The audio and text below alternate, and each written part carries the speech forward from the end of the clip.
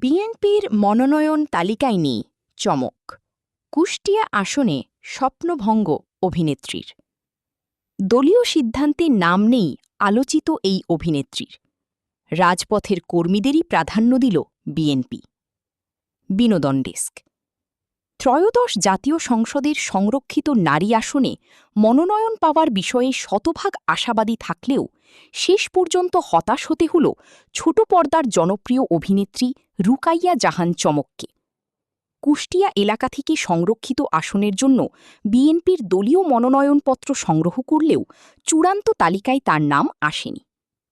সোমবার ২০ এপ্রিল রাজধানীর নয়াপল্টনে বিএনপির কেন্দ্রীয় কার্যালয়ে মনোনীত প্রার্থীদের নাম ঘোষণা করেন দলের সিনিয়র যুগ্ম মহাসচিব রুহুল কবির রিজভী। ৩৬ জনের সেই তালিকায় সবিজের অন্য তারকাদের মতো চমকও বাদ পড়ে গেলেন। কেন আলোচনায় ছিলেন চমক? মনোনয়নপত্র সংগ্রহের পর এক সাক্ষাৎকারে চমক তার রাজনৈতিক দর্শনের কথা জানিয়েছিলেন। তিনি বলেছিলেন, আমি দেশের জন্য এবং বিশেষ করে নারীদের জন্য কাজ করতে চাই। এর জন্য একটি শক্তিশালী প্ল্যাটফর্ম প্রয়োজন ছিল। আমার মনে হয়েছে বিএনপির সঙ্গে যুক্ত হয়ে কাজ করলে লক্ষ্য পূরণ সহজ হবে।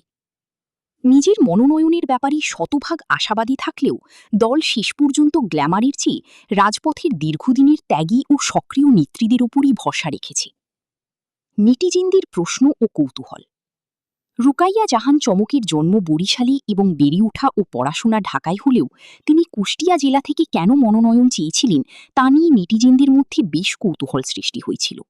সামাজিক যোগাযোগ মাধ্যমে অনেকেই বিষয়টিকে রাজনৈতিক কৌশল হিসেবে দেখলেও শেষ পর্যন্ত তা সফল হয়নি।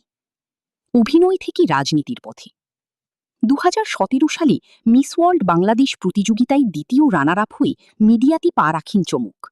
২০২০ সাল থেকে তিনি ছোট পর্দায় নিয়মিত হন। হায়দার, মহানগর এবং হাউস নাম্বার 96-এর মতো কাজ দিয়ে তিনি দর্শকদের প্রশংসা করিয়েছেন। পেশায় চিকিৎসক এই অভিনেত্রী অভিনয়ের পাশাপাশি এখন রাজনীতির ময়দানেও সক্রিয় হওয়ার চেষ্টা করছেন।